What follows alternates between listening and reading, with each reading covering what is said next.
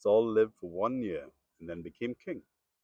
When he had reigned for 2 years over Israel, Saul chose 3,000 men of Israel. 2,000 were with Saul in Michmash, and the hill country of Bethel, and 1,000 were with Jonathan in Gibeah of Benjamin. The rest of the people he sent home, every man to his tent.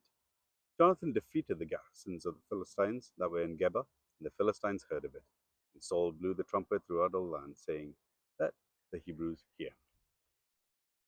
And all Israel said heard it said that Saul had defeated the garrisons of the Philistines, and also that Israel had become a stench to the Philistines, and the people were called out to join Saul at Gilgal.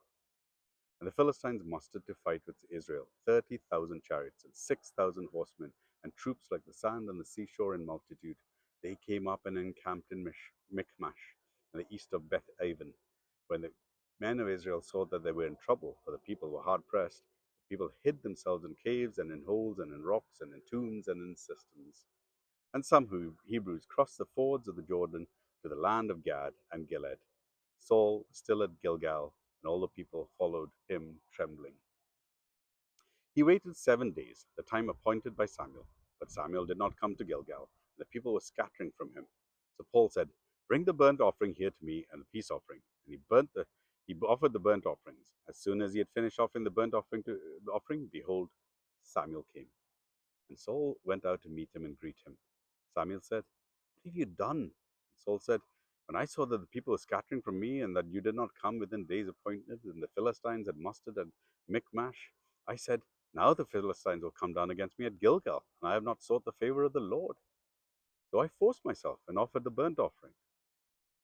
Samuel said to Saul, "You have done foolishly. You have not kept the command of the Lord your God with which he commanded you, for then the Lord would be established your kingdom over Israel forever. And now your kingdom shall not continue.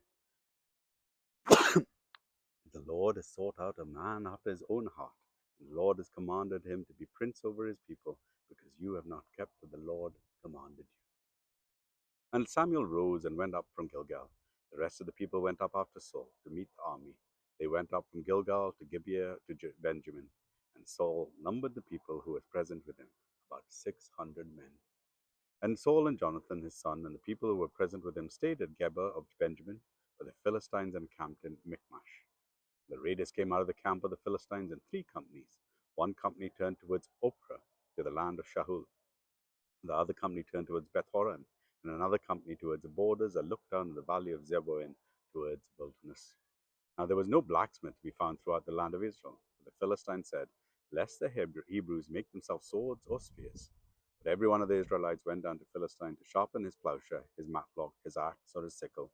And the charge was 2/3 of a shekel for the plowshare and for the matlocks, and 1/3 of a shekel for sharpening the axes for setting the goads.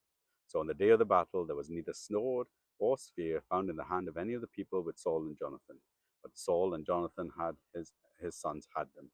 And the garrison of the Philistines went out of the pass of Michmash. 1 Samuel chapter 13.